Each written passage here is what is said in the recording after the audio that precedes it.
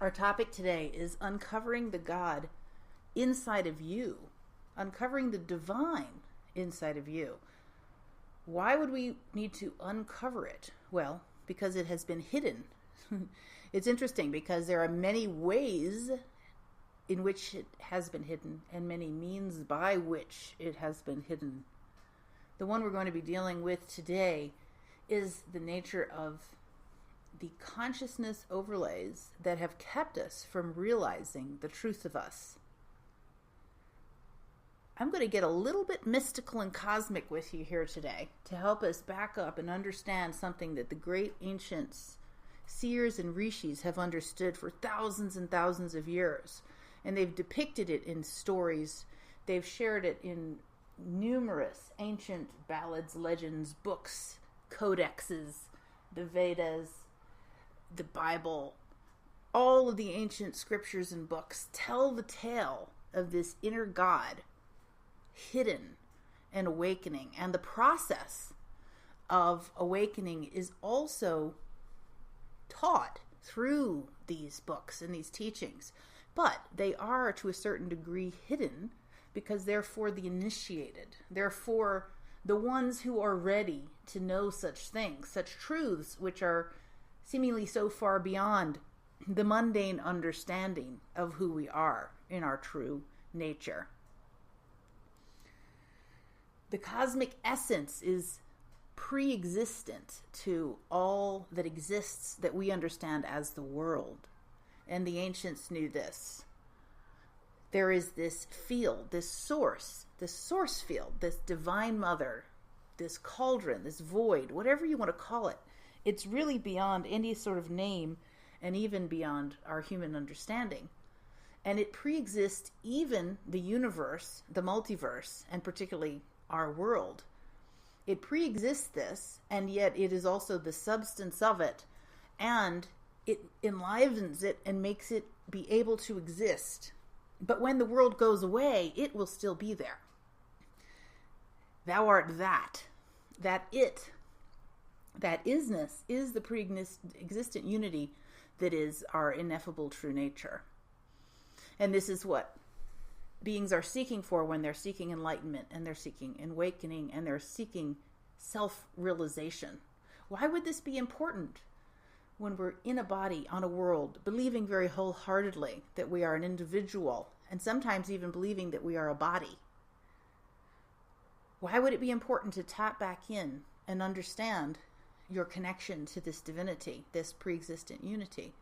Well, over eons of time in this worldly showcase, this play of life that we have been indulging in here in the earth plane, we have picked up all manner of thoughts and beliefs, ideas and concepts, habits and patterns, preferences, likes and dislikes, the clothing of which we call soul. So your soul is very informed, having spent multiple lifetimes in many worlds and on many planes and planets, having multitudes of experiences over eons of time. So this sheath, this clothing of your conditioning is what we call soul, and it has a perspective. And so when you come into a planetary sphere, when you come down and be born in Earth, now those patterns of soul are coming with you. They're also attracting, to a certain degree, the parents that you pick, the life experiences that you're going to have. And then they get further informed by the culture in which you are born, by your particular parents, by the ancestral lineage, by your early childhood. And you can see now how this continues to compound and compound. And if we can think of this just for a moment, backing way up, thinking of it on a cosmic scale, we can see how there would be quite a buildup after a while. Like the mud at the bottom of the lake after millions of years. There's sediment, there's debris, there's detritus, there's substance, there's particular thought substance, which points to particular vibrations, which lead to particular experiences. And we're feeling and thinking those generally without realizing it. Generalizing generally without being aware of the implications of the mass buildup of subconscious thought and energy in that bottom of the lake that we call our subconscious mind. So the God that is you, the God that is everywhere and everything, has no choice but to filter through those patterns you're carrying. It is the light in the projector. And the patterns in the mud are the images that this light gets projected through.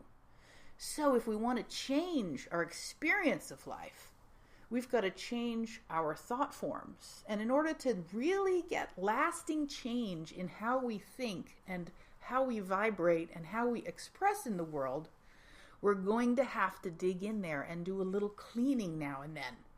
There are many, many, many ways to do this sort of cleaning work, and we'll get more into that later. Generally speaking, though, it's very healing to simply be reminded that all the experiences that you've had in this life have been informed by this samskaric residue in the subconscious mind that some call karma.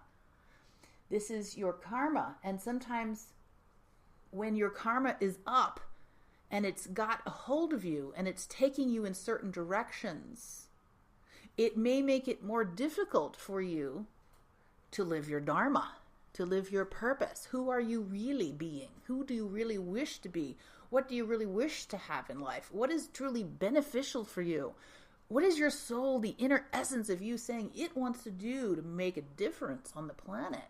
What are the unique codes that you were birthed with as a spirit that want to come here and play? And how are those hindered by this residue that we're speaking of? Because it's hidden from you. And so is the fact that you are one with this divinity. For most, maybe there's some of us who have gotten glimpses. I certainly have had many glimpses. I've had incredible experiences of knowing this. And then we come back into the world, so to speak, and those patterns kick up again, and then we get back to work on dissolving them, because now we know what they are. We know that when a situation comes up in life that's troublesome or annoying or irritating or grief-giving, we know that we can turn within to find the cause and to dissolve it there. Now, that doesn't mean the world and all the people in it aren't really doing what they're doing. They are, but you've attracted them. We're the creators. We are like Brahma. We are like the original creator God who manifests our world by thought and vibration and the word. These are all indicating the same thing, these frequencies that go out from us. And this big pattern that we're carrying is going to be in our face in our life experience until we decide to shift it. That being said, of course, there may be patterns which are beautiful and wonderful and that help us in life. Even those ultimately are not the ultimate you, but they're going to help you have a happy worldly life. And it's good to have a happy worldly life. If you have plenty of prosperity, if you have a good place to live and you're in positive surroundings and you have people who love you and you have good things to do that help the world, isn't it going to make it easier for you to aspire higher and to take the time it takes to do that inner spiritual work? Now, that being said, if we don't have those things, that can also be instrumental in pushing us into the spiritual path, because when enough gets enough, we can thank God, we can thank the divine within us. Oh my God, God, you have just pushed me to the brink where I must know the truth of you and me now, because I am so tired of this sorry world that keeps messing me up. So the negative experiences, the contrast, as Abraham likes to say, will serve us by pushing us to the edge and making us grasp for that change that only we can make. You've probably tried to go out there and change other people. How was that for you? How did that go? We can have an influence on other people. We definitely can. And we can have a positive influence on other people. We can also have a negative influence on other people. And the more that we do that from within the cauldron of our own being without getting angry at them or trying to force them to change on the outer, the happier we are going to be. Because when we are consternated because people aren't behaving the way we want them to, and we try to enact our energy of force or manipulation or control to get them to do something different so we're happy, now we've just tied ourselves even more into a bunch. Because what have we done there? Well, we have basically stated to the universe that we believe that that person out there behaving a certain way is what makes us happy or not happy. And so what does that do? Well, that tells the universe and our subconscious mind that we think that we're not the ones in control. And what does that do? Well, that's a belief. And beliefs are real for you, even if they're not true. They become real for us. They become crystallized and materialized into reality. So we get to experience more things like, I'm a victim of my circumstances. Everybody has to behave a certain way or else I'm not going to be happy. And, there's various permutations of that for each individual. They can be very intricate and fascinating, actually, when we dig in and do the work. And the bottom line is we must take that responsibility. We must realize enough the truth that the thoughts within our own body, mind, spirit complex are what are bringing experiences to us personally, so that we can do the work necessary to make the changes on the inside that will end up reflecting on changes on the outside. If we take that responsibility without also taking up the mantle of innocence, we might beat up on ourselves. We might be hard on ourselves. We might make ourselves wrong. We may judge ourselves. And we don't want to do that. That's not the point. That would, again, cause the vibration to dive south. It would empower those deeper beliefs of unworthiness and lack of self-love that have caused these troubles in the first place. So we're sort of, when we get to this phase, we're kind of in between a rock and a hard place, but in a good way. Because if we go about trying to judge others, we're going to feel it and we're going to be like, no, even though I really want to do that right now, I probably shouldn't. And if we try to judge ourselves, we're going to be like, no, I've been down that path. That's not going to help me any. So it sort of centers us. It puts us right in that straight, narrow pathway to where we're like, okay, God, here I am with all my stuff. Here I am with all the baggage, with all the samskaras, with all the karmas. And I know you love me somehow, some way. I'm going to believe that, even if I don't fully love it right now. You are me. I am you.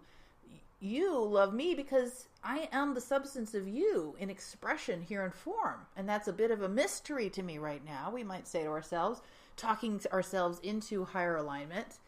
However, I'm going to suspend disbelief for a minute, and I'm just going to immerse myself in the possibility that I'm loved, even though I have all these patterns. And now what starts to happen? So now that love current starts coming in. And what do all the scriptures say? Why do they say this? They say, love the Lord thy God with all thy heart, mind, and strength, and love thy neighbor as thyself. Why do they say that? In various languages and different religions, similar words. Cast the burden on the Lord. I should go and find all the different scriptural references to that one thing because it's so important. It would be really fascinating to see that. Because when we open our mind and we put our precious attention on that perfection, that pre-existent unity, that divinity, we're in a state of what has been called worship at that point. We're now worshiping the divine by opening our heart and loving it full force and allowing that love to come back to us. What does that do for us? Well, that begins like a laser beam, like a supernova, to dissolve away any contrary thoughts in our subconscious mind, in our body, mind, spirit complex, to that eternal, unconditional love that we are. Because many, if not most of the beliefs that we've been talking about there at the bottom of the muddy lake are in fact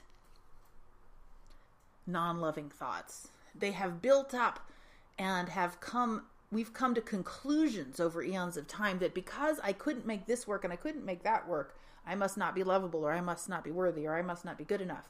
And so we begin to dissolve away the general mantle of that negativity from our being by simply residing in the presence of that higher love. And this is why over eons of time people have created many different depictions of this ineffable suchness, this God, this divinity. The ancient seers and rishis realized that there were many paths to God, and you couldn't ever really put God into a single form. However, you could worship God in a single form because it's representing to you those higher aspects and that perfection in that form of God. And so as you put your light on it and your attention on it and you love it, you will come closer to the perfection and the goodness and the qualities and the characters that that aspect of divinity represents. So in any given lifetime, people may attune with various aspects of divinity, and they may also go for the sort of cosmic, non-substantial, etheric feeling and sense of God, and that is more difficult for most humans. That's a path that takes more concentration. It takes more belief in the so-called unbelievable, that substance that can't be seen. And so you can see why and how these different religions and traditions got built up over time. When people knew what they were doing, they would have a teacher or a guru, and they would have a deity, an Ishtadevata, that they would worship. And they would do that in order to come into vibrational harmony with that aspect of perfection that they were seeking to become at one with. Taking it a step further, they would actually utilize the astrology, the ancient Vedic astrology would inform them particularly about their own soul's journey and what was out of balance. So they would know which mantra to take and which Ishtadevatas, which aspects of God might be most beneficial for cutting through the karmas and samskaras and residue that were in their own subconscious mind. And even if we look at our beloved Jesus, we'll see he's got mudra going. He's got his hands in prana mudra a lot of times. That's where the two fingers, the little finger and the ring finger, are under the thumb, and the index and middle finger are pointing up. And then he'll have that same posture, one hand going up and the other going in front of his belly. Have you noticed that? So, and if you think about the rosary, what is that? That's a set of 108 beads. I don't know how many they have in the rosary, but it's 108 in the Vedic traditions. And that's for doing the mantra. So there are many, many, many, many similarities. And in fact, one would say that these ancient teachings all come from a common origin, even though they have different faces. And part of the dastardly aspect of the hidden nature of the divine has to do with those who wished to keep people from knowing these things. So they, like the Tower of Babel, they shattered the languages. They also shattered into fragments and splinters of religions the one great spiritual knowing that was on the planet before all that happened. If you can imagine with me a world wherein there was a very advanced technology, where there was beauty, harmony, and love, and where everyone, everywhere they went, recognized one another as aspects of the divine. So just like a Buddha or a Babaji or a Shiva, now there goes Rachel, and there goes Miriam, and there goes Michelle, and there goes Lindsay. There's aspects, these are the aspects of the divine in a form here on the planet to be recognized, loved, and uplifted. And there was this peace and harmony between and among people. They didn't question each other. They weren't competing with each other. They were all celebrating union with the divine and on their path homeward together and individually. So there was no need to make one better than the other or make one wrong and one right. This is something I've been contemplating deeply lately as I have been studying the deep history of this planet, which has also been hidden and sequestered for the purpose of keeping people from knowing the truth about them. Why would somebody want to do that? Well, you got me, but I guess it's because they still were in this control idea, and they felt like they needed something, and they felt like they needed to be in control and have people be in ignorance in order to be happy. Well, that too shall pass. And in fact, nevertheless, we are here. We are awakening. The God within us can't sit down, can't stay back, can't be held back. It is coming through. It is coming into you. You're awakening more and more every day. I'm awakening more and more every day.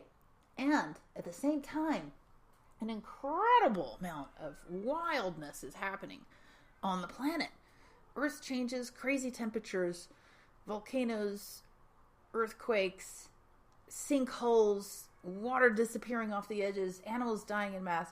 There is some wild stuff going on, enough to indicate that we are in what had been predicted as those so-called end times. Now, what does that mean for us, though, and why is that relevant to what the conversation is today? Basically, the outer world is going through changes, but that should serve to drive you more into your inner world and your connection with the Godhead, with the divine, with that aspect of love and light that is the truth of you. It all has a purpose. In the grand scheme of things, the universe and the world is created, has a duration, and then ends and dissolves. So everything begins, endures, and ends. And that is how it is here on the earth plane. That is how it is here in the universe. It's how the construct of a phenomenal world was originally created on purpose. It's never going to last forever. But what does last forever is that source within us. So that source within us, which is actually the true us that we come to realize when we awaken, is our safeguard, is our home, is our residence, is our perspective, our highest perspective that can help us watch the changes on the earth, the shifting times, the beginnings and ends of every life form, every project, every business, every idea. They're going to have a beginning, middle, and end. It helps us to make peace with this constant flow of phenomenal reality, instead of getting caught up and attached and then weeping and mourning over the loss and change of it. We can begin to stand in the eye of the storm and have that highest perspective of the divine more and more and more. Wouldn't that be useful in today's times, to rely more and more on that inner connection with eternity, knowing that you will never end. You are eternal. Your form may change. The forms of those you love may change, will change, have changed. New beings will come. Other beings will go. This is all part of life. How do we make peace with this passage and this change? We rest upon that inner knowing. We rest upon the truth, and the truth shall set us free, indeed. It sets us free from bondage to the material plane and the realm of the senses in ways that have caught us up and created bondage, basically, because of how we've been trained to think of ourselves as bodies and temporary beings. If we think that this is all there is, then we might grab for it and want more of it and indulge in it more. If we realize that it's an ever-flowing escapade of love and joy, and we can laugh and have that starry moment of divine revelation where we realize our eternal nature and the flowing nature of all that is, we may just heal our hearts of wounds of grief, separation, fear, sadness. And we may be able to enjoy the world. The world is here for enjoyment. It is here for beauty. It is here for love. It is here for harmony. It is here for well-being. So we can be in the world but not of it, and enjoy it and join with it and allow our physical life to have that beautiful beginning, middle, and end. And any day, any moment within our physical life, in our creative nature, we can initiate new beginnings. We can initiate a new beginning right here, right now, today. For anything that has been troubling, we can let it go and we can start afresh and start anew. My teacher, I've said this many times on this show, it warrants repetition. He said, never give up on yourself. Now we can understand why he would have said such a thing.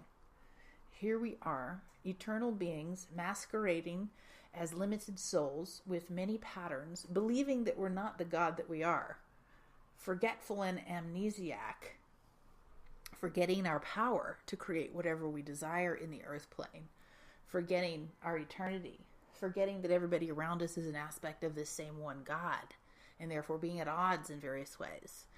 All these realms of suffering point to that inner work, and that's why we should never give up on ourselves. We can always do the work, and it takes, according to the ancients, multiples of lifetimes to move through this stuff. That doesn't necessarily mean you're not right at that pinnacle lifetime right now where things are going to be changed and you're going to be liberated from that deep well of samskaric residue and perhaps not pulled back into the earth plane in a limited form again, in a limited consciousness. Maybe in your next lifetime you'll be free to go to a different planet, or maybe you'll be desire to go back into the fullness of the glory of the divine source and rest there. Or maybe you'll want to take another body again. It's like, in other words, wouldn't you rather be at choice after this lifetime rather than sucked back in because of your karma? Like a magnet, like a magnetic draw on your being, pulling you back in and making you feel guilty as though you have to go complete this, and this because of the beliefs and the patterns and the residue and the memories and the imprints. This is why we do this cleansing. This is why we create a beautiful life. This is why we do our work and be humble. We come to that balance of humility and self-admiration and self-love, that interesting balance that is neither arrogant nor self-deprecating. It's a still point within where humility reigns supreme, because we realize, oh my God, I have been conditioned. This little I that I think I am is a little bit of a mess, and I need your help and to get through this. Okay, I'm just gonna say it straight. It's like, hello God, by whatever name we call you. Thank you. I'm so very humbled by my life and my karma. Now I get it.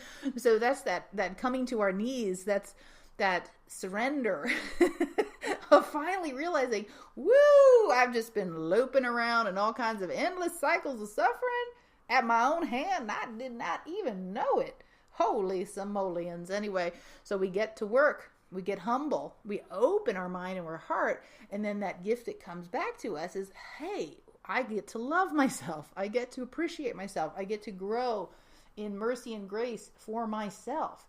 And then I can extend that love and compassion out to others as I do so in this amazing journey, this amazing video game, this amazing play, whatever it is that this construct is that we're in.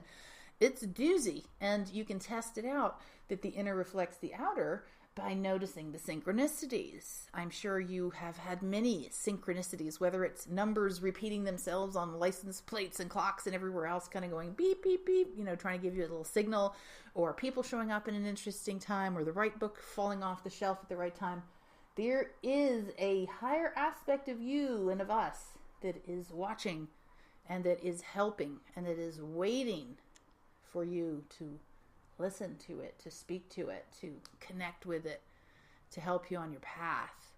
There is no more important thing that we can do at this time or any time.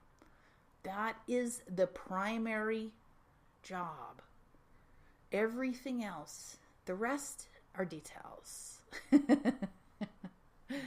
Yes, uncovering the divine inside of you.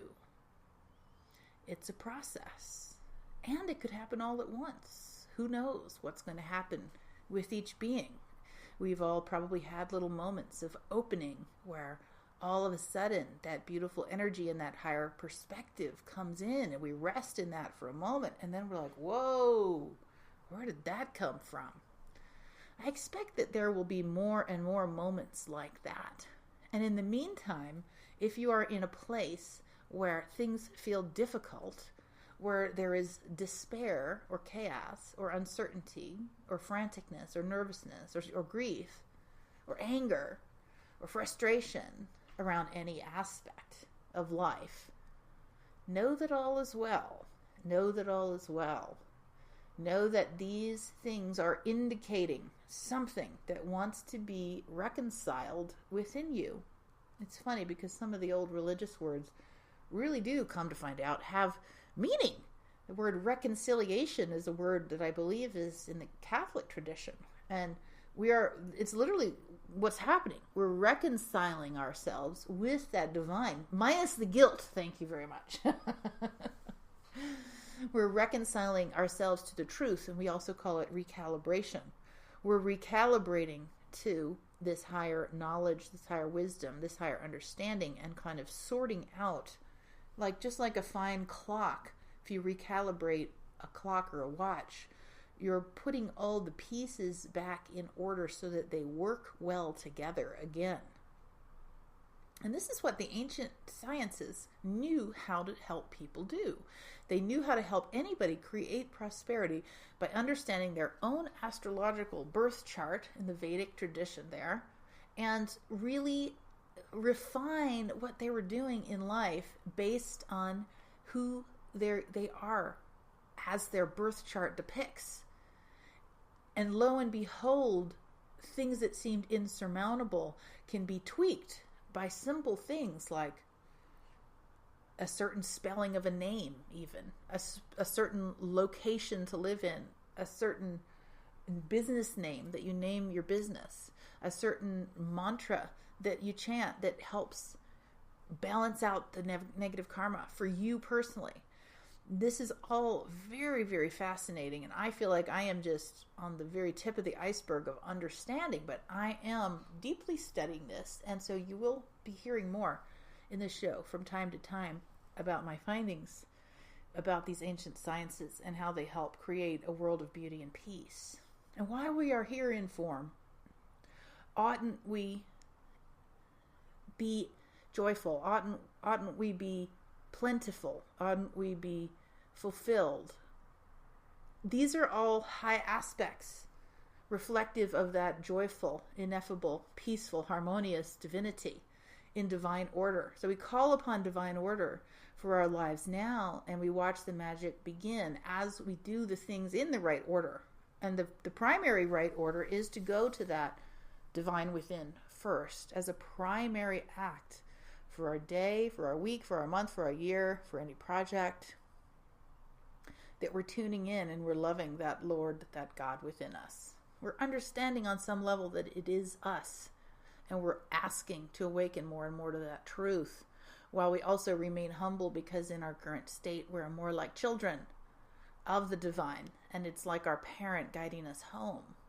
But it'll guide us more and more into the realization of our spiritual maturity, into the awakening to these truths, if we desire that, if we let it, if we allow it. They say you can drag a horse to water, but you can't make it drink. So this doesn't mean that mom and dad and family members and other people are going to do it just because we are. We have to kind of be bold and go where no human has gone before. No, actually, a few humans have gone there before. Thank goodness. Blazing the trail.